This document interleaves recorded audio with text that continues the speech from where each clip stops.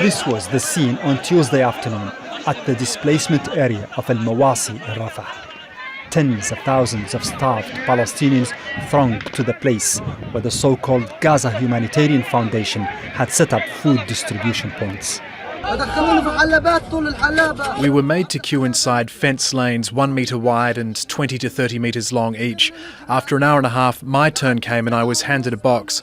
But people were hungry and jumped over the fence to get the food. Israeli soldiers fired shots in the air. The Gaza Humanitarian Foundation, or GHF, was created with backing from the US and Israeli governments to replace traditional UN aid agencies.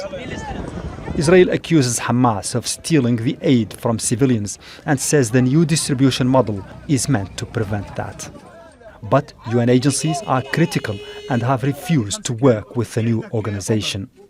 We do not participate in this modality for the reasons that we have given. It is a distraction from what is actually needed. Recent imagery verified by Al Jazeera shows how Israel made sure that 3 of the 4 distribution centers were set up near Rafah in southern Gaza and only 1 towards central Gaza, but none in the north.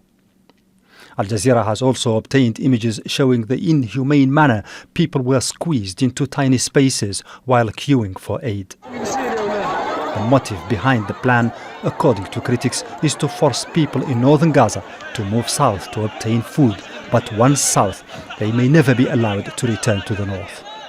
They say Israel is weaponizing hunger and using humanitarian aid to facilitate the ethnic cleansing of Palestinians. The hunger-stricken Gazans say they have no choice. We found people gathering flour off the ground, so we went to this place and found humanitarian aid being distributed. The distributing entity did not ask for identification or anything.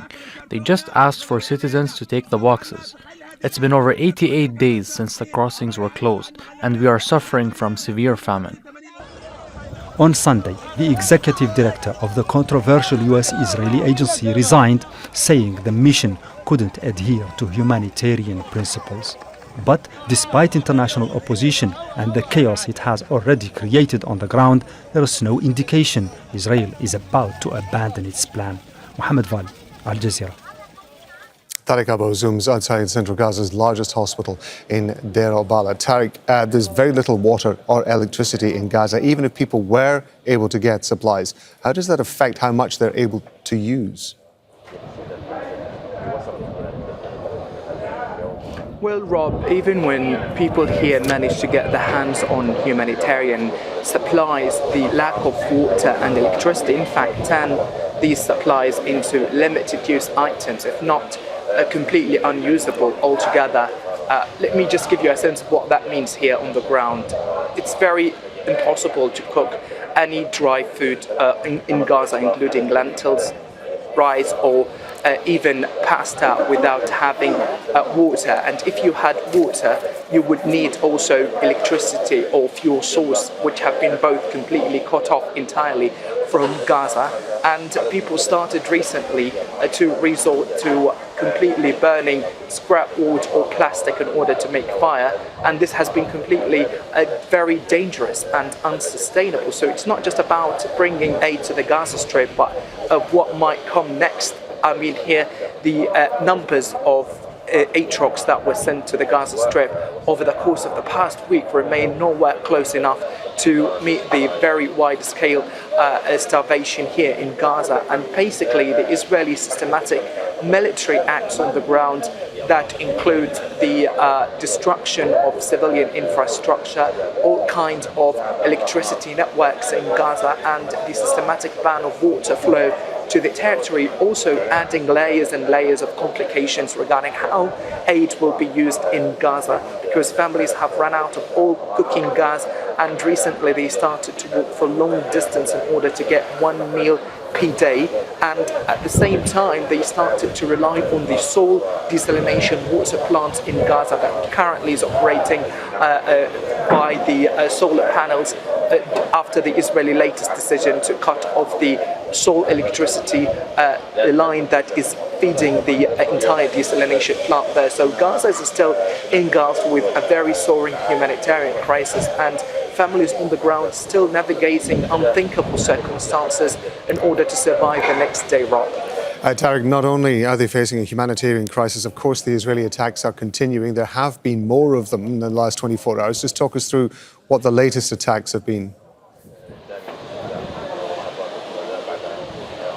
Well, Gaza is still a very active war zone, and Israel is mobilizing more troops in order to operate in multiple fronts in Gaza. And over the past 12 hours, we have seen a clear surge of airstrikes that had concentrated on targeting residential houses. One of the deadliest was in a Saftawi neighborhood, when a multiple-story building was completely flattened. 9 civilians, according to medical reports, were killed and 15 others were reported injured. Civil defense members are reporting horrific tales of how they managed to recover casualties from underneath the rubble there, as the escalation is continuing elsewhere, especially in Deir el-Balah, where we are, as the Israeli military targeted another residential house. It's not too far from our broadcast point here, as 6 Palestinians were killed in the strike, and they were earlier mourned today from the courtyard of Al-Aqsa Hospital amid a very chaotic and even desperate scenes for families being completely and physically broken following the loss of their loved ones. And they have been wondering about whether this war will come to an end, but the severity of the military acts on the ground and the ongoing escalation give a clear indication that there is no end in sight for this ongoing war, as the humanitarian toll continues to mount day in, day out. Tareq, thank you very much indeed. Tareq Abu Azzoum there talking to us from Deir el-Balah. Make sure to subscribe to our channel to get the latest news from Al Jazeera.